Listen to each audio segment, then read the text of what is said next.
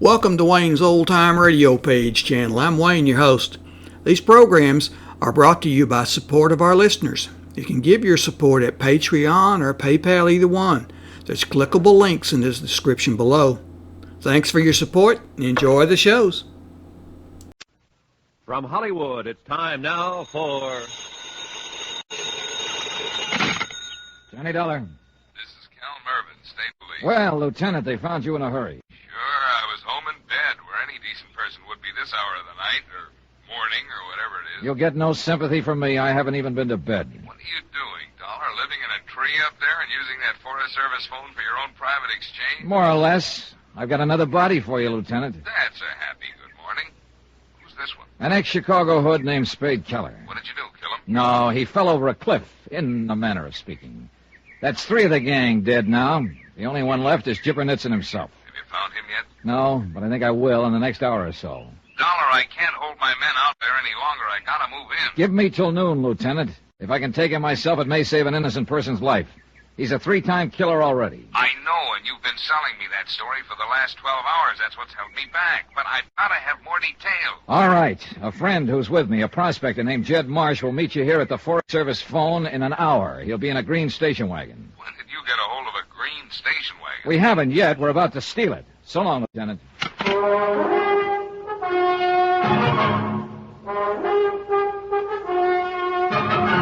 Tonight, and every weekday night, Bob Bailey in the transcribed adventures of the man with the action-packed expense account, America's fabulous freelance insurance investigator. Yours truly, Johnny Dollar.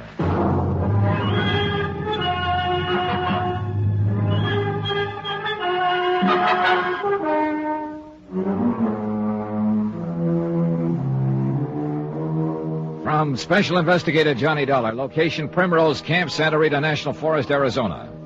To the Home Office, Mid-States Industrial Insurance Company, Hartford, Connecticut. Assignment, The Primrose Matter. Expense account, final pay.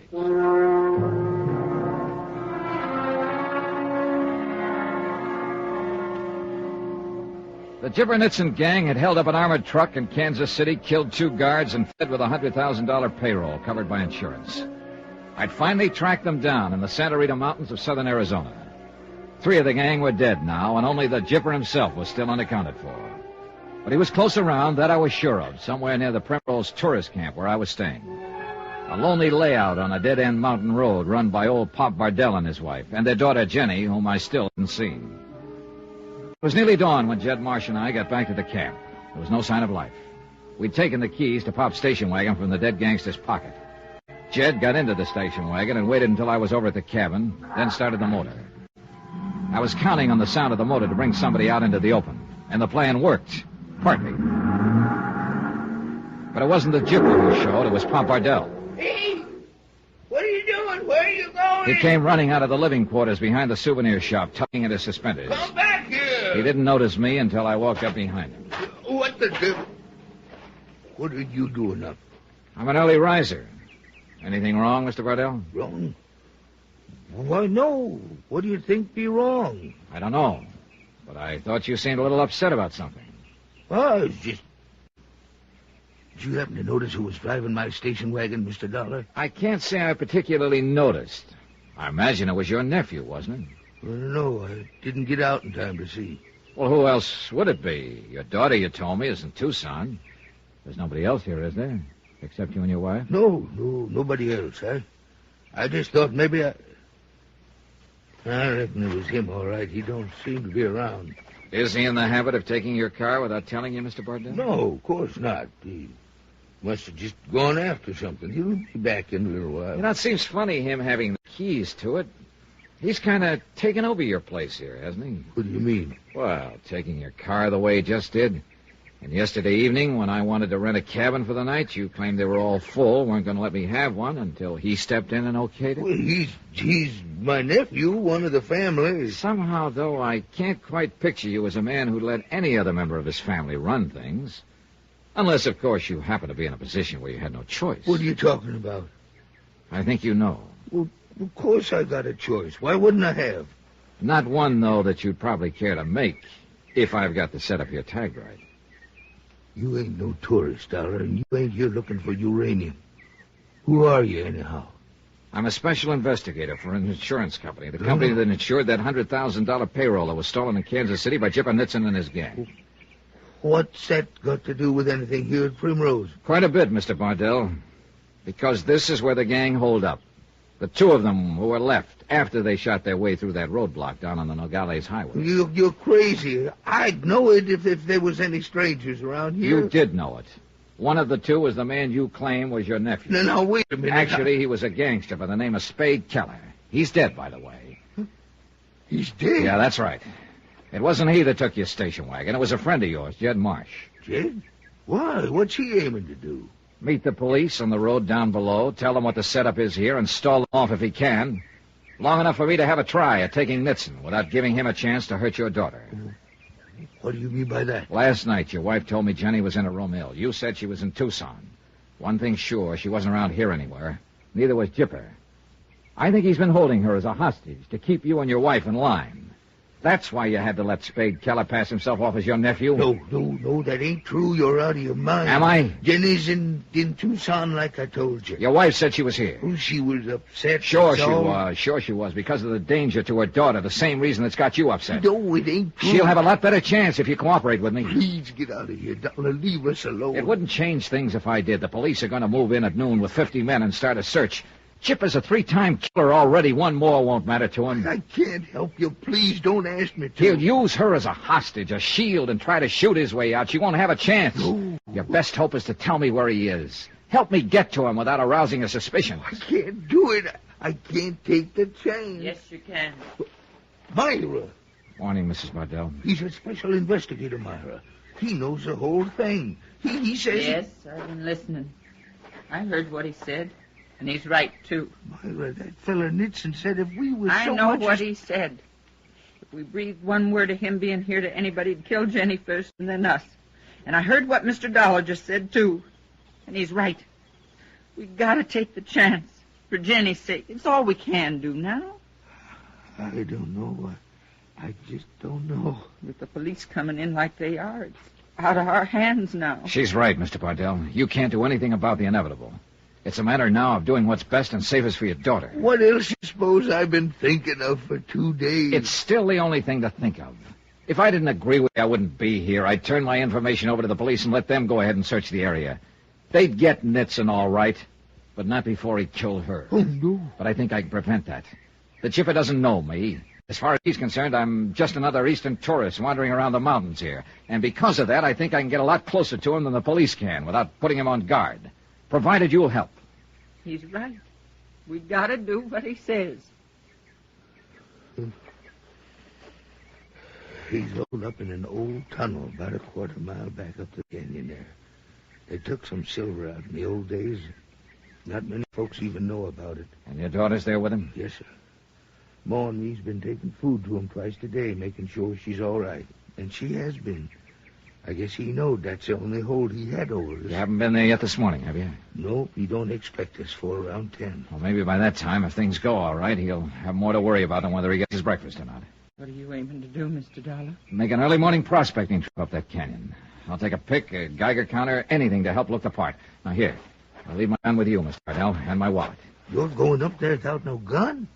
Sunday prospectors from the east don't carry them. Wish me luck. I left a little while later with a complete kit and dressed to fit the part, even including a couple of sandwiches and a canteen of water to show I was planning to spend a full day in the hills. At the end of an hour, I was working my way down the canyon, shipping rock samples here and there, testing with a Geiger counter, apparently without a care in the world. The brush-covered entrance to the tunnel was only a few yards ahead of me, but I made a point of deliberately ignoring it. Finally, the mouth of the tunnel was only a few feet away. I pushed aside the brush as though to get at the canyon wall, then pretended to see the tunnel for the first time. I pushed aside some more brush, and I stepped inside.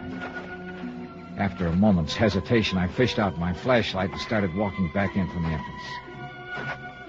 I hadn't gone far before I got results. I went out like a light.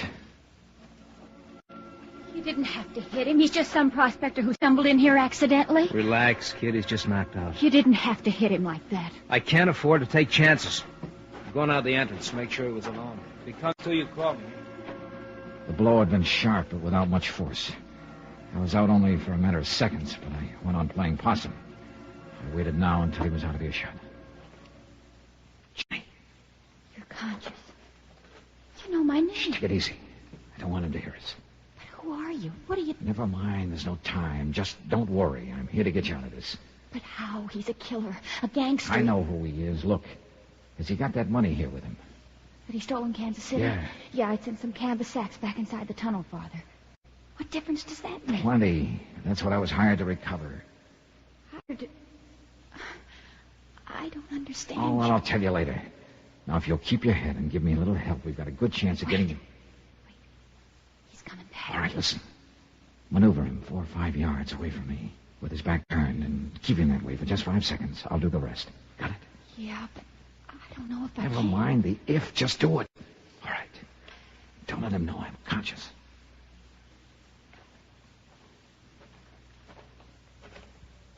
That guy's still on? Yeah, I think maybe he's dying. Then let him. Go on. Get away from him. Leave him alone. It's inhuman to treat anybody that way. Oh, shut up. I got problems of my own. How much longer are you going to keep me here? I get a hunch that something is wrong. Things just don't feel right this morning. If I thought this guy had something to do with it, Chipper, I asked you how much longer. And I said shut up. How'd you like to make me shut up? Huh? How do you mean that? Suppose you come here and find out. Well, now. Took you 2 days, but you're finally starting to soften up. My hand closed over a rock almost as big as a baseball, weighing over half a pound. And I came slowly to my feet. Chipper whirled around, going for his gun. What's the devil? I aimed for his head.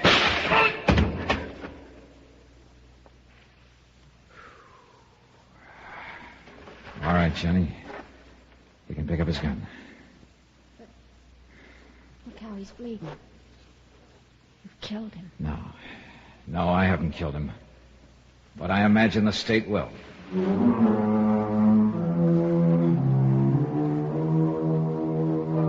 Expense account item 12, $309.45, incidentals in Arizona and transportation back to Hartford. Expense account total, $914.15. Remarks? The state eventually did. Kill him, I mean. Yours truly, Johnny Dollar.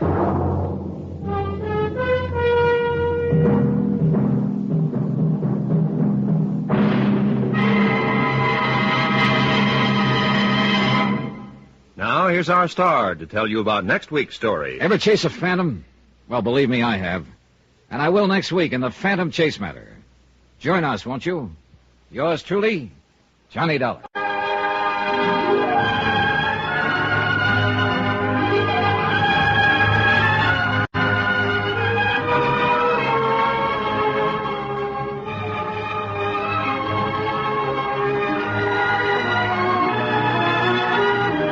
Yours truly, Johnny Dollar, starring Bob Bailey, is transcribed in Hollywood. Written by Les Crutchfield, it is produced and directed by Jack Johnstone. Heard in our cast were Marvin Miller, Junius Matthews, Herb Ellis, D.J. Thompson, Herb Butterfield, Tony Barrett, and Barbara Eiler. Musical supervision by Amerigo Marino. Be sure to join us on Monday night, same time and station, for another exciting story of yours truly, Johnny Dollar. Roy Rowan speaking.